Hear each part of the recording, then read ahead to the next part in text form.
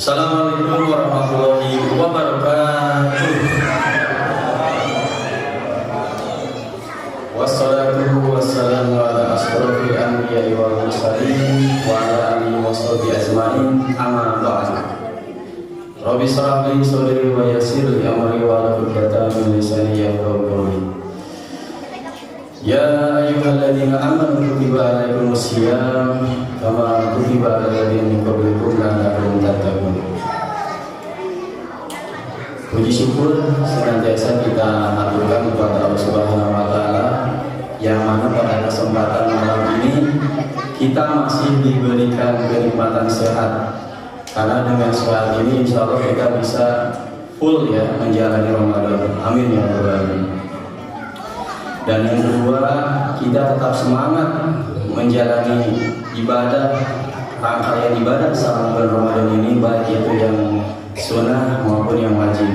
Karena dengan semangat ini kita juga bisa optimal menjalankan Ramadan. Salam hormat kita haturkan kepada baginda Nabi Muhammad SAW serta sahabat tabi'in yang senantiasa istiqomah di jalannya dan menjadi suri tauladan bagi kita semua. Jamaah Masjid Panorama Residen yang saya hormati, alhamdulillah pada kesempatan malam hari ini saya akan mencoba menyampaikan materi tentang bagaimana kesempatan Ramadan ini mampu bisa mendorong kita mentransformasi, merubah kita menjadi pribadi yang lebih baik. Di awal tadi saya disampaikan tentang kutipan ayat yang populer ya diucap ketika Ramadan. Ujungnya itu adalah takwa gitu. Karena takwa ini kalau kita secara definisi adalah menjauhi larangannya dan mentaati semua perintahnya. Dan itu ada definisi satunya orang baik, orang soleh gitu ya. Nah, menjadi orang yang baik gitu ya, perangkatnya sebenarnya udah simpel ya, udah ada juknisnya, udah ada peraturannya dalam kaidah Islam gitu. Yang pertama itu ada sholat, ada puasa, ada zakat, ada sedekah, ada umroh dan haji dan seterusnya. Nah, sholat sebenarnya mendorong kita agar mampu kita itu memberikan solusi gitu ya. Ketika kita lagi pusing, lagi mumet, dengan sholat insya Allah selesai gitu ya.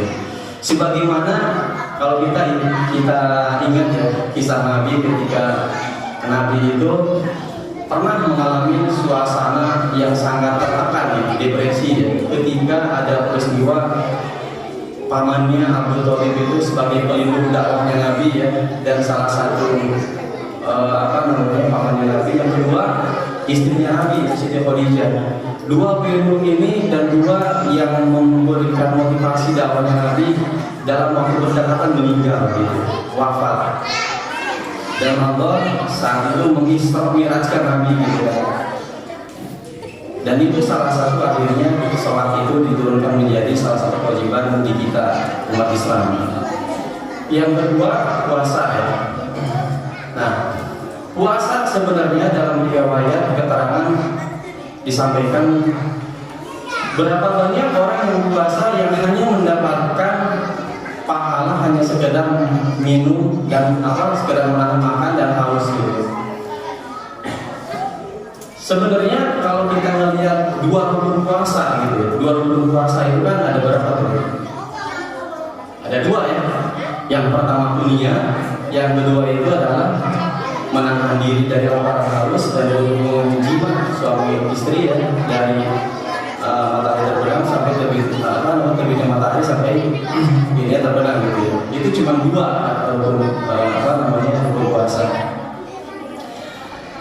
Tapi ini cara Allah untuk mendesain kita, membuat kita itu supaya lebih bernilai puasa itu. Makanya dalam sebuah riwayat puasa itu adalah salah satu melatih kita untuk bersabar gitu. As-saum as-sabar, puasa itu melatih kesabaran gitu. Dan juga puasa itu adalah salah satu manfaatnya atau tujuannya adalah melatih kejujuran sebenarnya. Kalau kita cermati gitu, salah satu ibadah yang private ya, yang dapat langsung pahalanya dari Allah itu hanya puasa. Ibadah yang lain itu dalam sebuah kitab disampaikan, ibadah yang lain itu pahalanya buat kalian, tapi ibadah puasa hanya untukku. Gitu. Jadi sangat eksklusif gitu, apa namanya pahala puasa ini. Makanya dari itu salah satu manfaat puasa itu adalah tadi melatih kejujuran. Kalau kita ngelihat ibadah-ibadah yang lain gitu ya, kayak sholat gitu ya, sholat masih terlihat gitu ya, kita tuh menunaikan sholat atau enggak. Umroh dan haji itu ibadah fisik masih kelihatan, tapi puasa siapa yang bisa melihat ini puasa atau enggak gitu ya. Ya mungkin di suatu tempat atau di kemana gitu ya bisa membatalkan puasa tanpa sepengetahuan kita. Dan ini istimewanya itu bulan Ramadan di mana ada ibadah puasa di dalamnya. Dan puasa itu Allah sendiri yang memberikan pahalanya. Nah, rekan sekalian, Bapak Ibu jamaah masjid Bapak Presiden, kenapa kita harus semangat untuk merubah diri ini tepat dan di momentum Ramadan ini gitu ya. Karena di Ramadan ini salah satu kebiasaan-kebiasaan baik yang akan kita jalani gitu ya. Mulai dari kita berjamaah di masjid subuh gitu kan, sampai kita kebiasaan bersedekah, sampai kita semua kebiasaan-kebiasaan baik itu akan dilatih dan ditempa selama kurang lebih 1 bulan penuh kita sama puasa. Dan ini akan membuat kebiasaan-kebiasaan itu jika berulang dilakukan maka menjadi karakter itu harus berbeda. Kalau kita logikakan seperti sebuah kupu-kupu ya, kupu-kupu itu dalam prosesnya menjadi tindak dilihat gitu ya, ketika dia itu melalui proses yang namanya kepompong gitu ya. Kepompong itu dalam proses menjadi kupu-kupu yang tidak cantik itu kurang lebih 20 hari. Nah, kalau kita tarik ya ke puasa Ramadan ini, kita ditempa di sini di Ramadan ini kita dibiasakan gitu ya untuk mulai bangun pagi ya, dari pagi sampai malam itu kita terus beribadah gitu.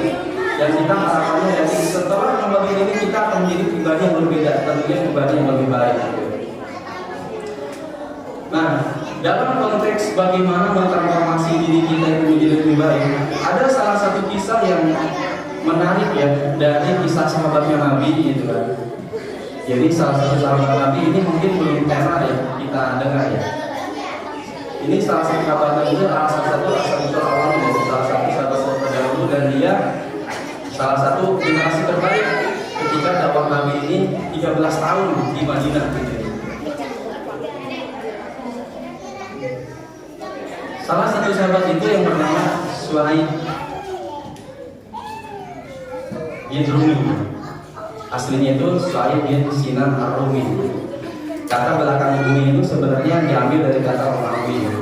Jadi singkatnya gini dalam kisah ini, Suhaib ini sebenarnya dia tadinya itu salah satu anak dari gubernur di Basra ya, di Baghdad gitu kan. Dan dia itu ketika terjadi peperangan itu Bizantium waktu itu peperangan negara tentara Romawi menjajah Irak dan salah satu yang ditawan saat itu adalah Suhaib bin Sinan bin Al-Milani. Dan kalau ketika dalam peperangan itu menjadi budak gitu ya, padahal dia tadinya itu orang yang bersohor di Baghdad. Tapi ketika peperangan dia itu jadi budak. Nah kemudian ketika menjadi budak dia itu dijual belikan gitu di Romawi, dan dia salah satu yang membelinya itu adalah saudagar kaya namanya itu Abdullah bin Janan gitu di Makkah. Gitu. Nah ketika melihat bagaimana Suhaib ini pintar, cerdas dan juga dia itu pantang menyerah orangnya gitu kan. Akhirnya si tuannya itu ya pembesar itu ingin memerdekakan Suhaib bin Sinan itu Ar-Rumi itu dimerdekakan. Dan setelah menjadi budak dia setelah merdeka, salah satu hal yang dia lakukan itu dia adalah berdagang. dari yang tadinya budak akhirnya berdagang dia jadi orang kaya gitu. Nah, setelah dalam perjalanan dia mendengar bahwa di Madinah itu ada salah satu sosok orang yang membawa Islam gitu, Nabi Muhammad. Dia penasaran gitu dan dia pengen hijrah. Jadi Ar-Rumi itu dia dibeli oleh pembesar Makkah ya. Jadi budak di Makkah, berusaha di Makkah dan berdagang di Makkah, kaya raya, dan akhirnya dia ingin menjadi pengikut Nabi gitu ya. Salah satu yang menjadi tantangan saat itu ketika dia ingin hijrah ke Makkah gitu ya, yaitu dicegat lah gitu ya oleh orang kafir Quraisy. Jadi dalam percakapan itu, Suhaib, kamu ketika awal kamu ke Makkah, kamu bukan siapa-siapa, kamu hina, sekarang kamu udah kaya lagi, dan saya nggak mau kamu kata-kata kamu yang sudah layakin itu dibawa dia ke Madinah. Dan demi demi Nabi Muhammad ya, dia meninggalkan hartanya yang sudah diupayakan selama berdagang di Makkah. Nah, sebenarnya Bapak sekalian, dari kisah ini gitu kan, jelas bahwa Suhaib ini itu dia ingin merubah yang tadinya dia itu hanya sekedar mencari uang semata. Dia melihat di Madinah itu ada keindahan Islam dan itu salah satu tujuannya dia ya, yang bisa membahagiakan dia. Jadi kita sebagai Muslim kita harus tahu gitu ya, goal kita itu apa, target kita itu apa dalam hidup. Nah, dari kisah ini bahwa bagaimana kita memulainya gitu ya, untuk merubah kita menjadi pribadi yang lebih baik gitu. Yang pertama, tentunya kita harus punya visi yang jelas ya. Kita hidup itu mau ngapain gitu ya. Selama ini usia kita sejauh ini dan Ramadan berkali-kali datang membuat kita menjadi pribadi yang baik atau baik banget gitu ya. Jadi yang pertama itu buat visi yang jelas dan mindset baru gitu ya dalam menjalani hidup ke depan gitu.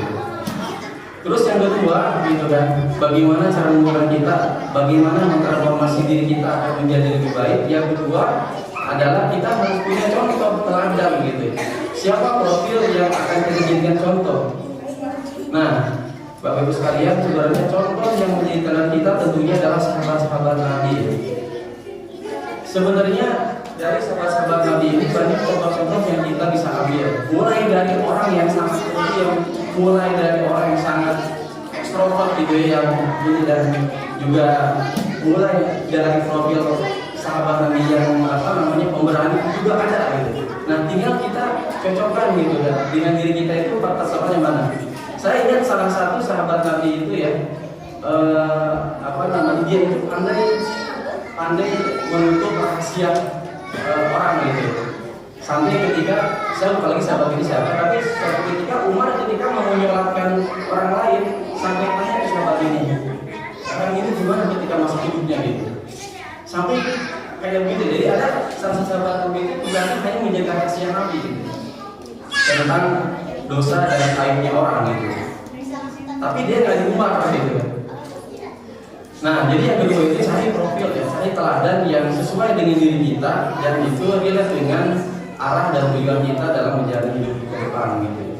Dan yang terakhir ya fokus gitu ya, kira-kira apa yang akan kita capai dalam tahun ke depan atau selama 11 bulan ke depan ini gitu.